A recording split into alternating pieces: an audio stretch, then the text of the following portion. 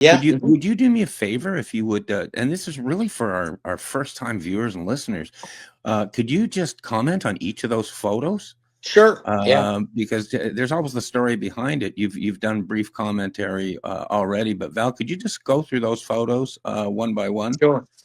Well, now that picture was taken 2 weeks after I came back. So I was a first lieutenant, had just returned from the war in Iraq, and I had to go take a picture for my promotion board to get promoted to captain. Well, clearly there is a look that everybody that has been to war recognizes, and people that see that picture, they see, I read into it because I know exactly what I was thinking at the time. You know what I was thinking when I took that picture? Let me hurry up and get the hell out of here because I got to check on my soldiers that are still in Iraq right now. Because when I left a crew of soldiers that were still in Iraq, still in combat operations. They stayed there. They transferred back to their original units, and so that was it. Now that picture's funny because that's me and Tom Salemi, and now the gentleman off in the right is a guy named Mealer. Mealer committed suicide in 2017. Far right, as I'm looking at it. Trying to think who. Okay, can you still hear me? Okay. Um, so, anyways, and then you see me. That's the short guy. And there's Tom Salemi. I grab his hand. You know what I mean? And and we're playing a joke. I'm like, what are you trying to hold my hand for? So it was kind of a comic show that we were pulling there, and that was a pretty neat thing. Um, okay, well, obviously, that's the zebra, and the zebra was a gun truck that I was on, and look, I'm trying to make sure that I get my camera back up, and I don't know why that it's not working, but anyways. So the zebra gun truck, which we painted it with these stripes like this. We originally wanted it to be tiger stripes, but I only had two. I had some cans of paint, okay.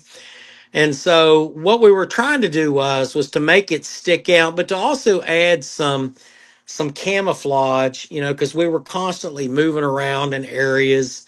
And looking at that, it kind of is it's kind of reminiscent of the way they painted some of the battleships in World War One.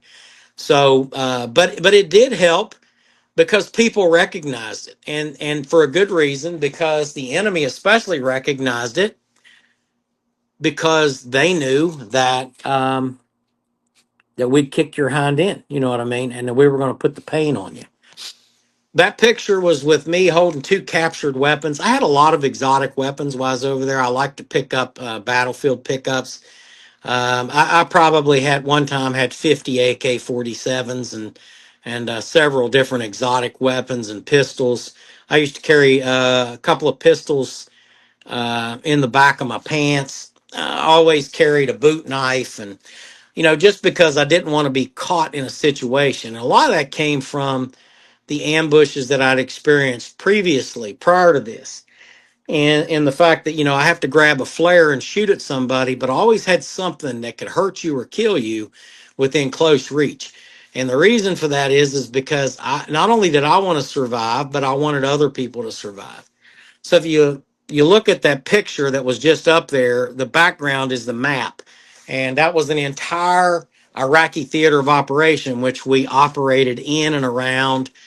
um, so I got to see every major city in Iraq. It wasn't like I just made a milk run from Camp Cedar and back. I mean, I was in Baghdad, Fallujah, Ramadi, over on the western corridor, the eastern corridor, the northern section, Camp Diamondback. There was anywhere that there was a U.S. base camp or an outpost, we went to. So I made the Iraqi tour, man. I mean, and literally Alcut and Kirkuk and all them places. Now, this picture is interesting because it's it's obviously you can see that I'm the odd man out because I'm carrying a bag and I got a rifle slung over my shoulder, right?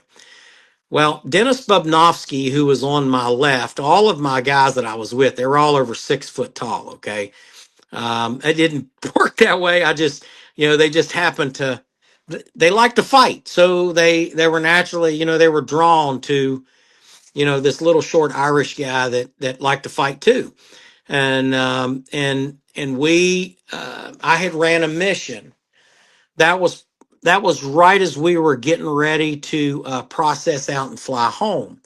I ran missions up until 24 hours before I left theater. And I had just came off of a mission, grabbed my duffel bag, and I grabbed that bag that I had across my shoulder and my rifle because everyone else had turned their rifle in the day before. And I didn't get a chance to turn my rifle in. So I had to turn it in, as I was getting on the plane. And it was a very difficult thing for me to relinquish my rifle to anybody. Rifle buttstock number 13, lucky 13, man. But I handed it to the supply sergeant, had took my scope off of it. And it really was like handing somebody, your child or something. It's hard for me to explain that, but it was a sad time. So I hung on to that rifle up to the very last minute.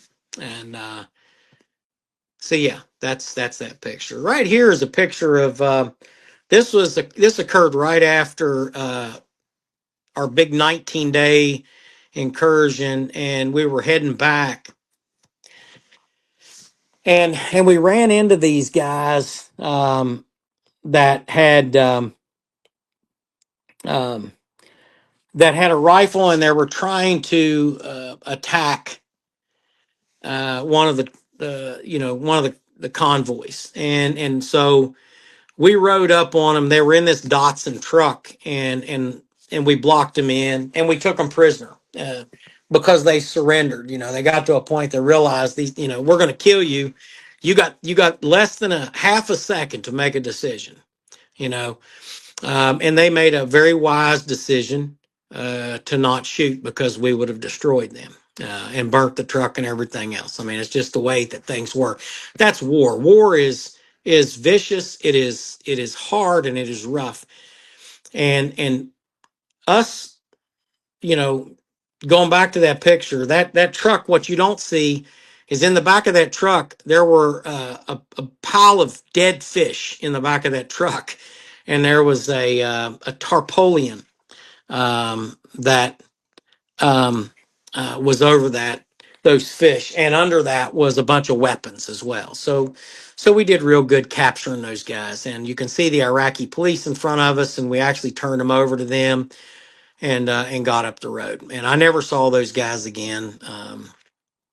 There's a lot of speculation there, but that's me standing in the back of the truck with them. And at that point, I'm telling them both, look at the camera, and we're taking your picture. And so there you go. Those are two bad guys from Iraq. Next picture that you had up, whichever one you had on them, I'm not sure. Yeah. So again, that was the front one windshield of our Humvee, and Brian Noble was hit in the face when that happened. Um, Again, a very courageous American. It's a shame that all of America doesn't know the story of Brian Noble, Jeremy Church, and so many others that are out there. These are citizens. They were all citizen soldiers, by the way. They were either reservists or members of the National Guard that volunteered, um, for deployment. And they went to war. They left their jobs and their families. This wasn't something that they did on a daily basis, but they went over there and they did not just did they not just do their job, because this is above and beyond. I would think anyways, it's above and beyond for you to get shot through the face, and you to continue fighting, for the next, 3 or 4 hours. I mean, there were a lot of people that did that, and we don't hear their stories, because, quite frankly, because politics or different things, you know, involve itself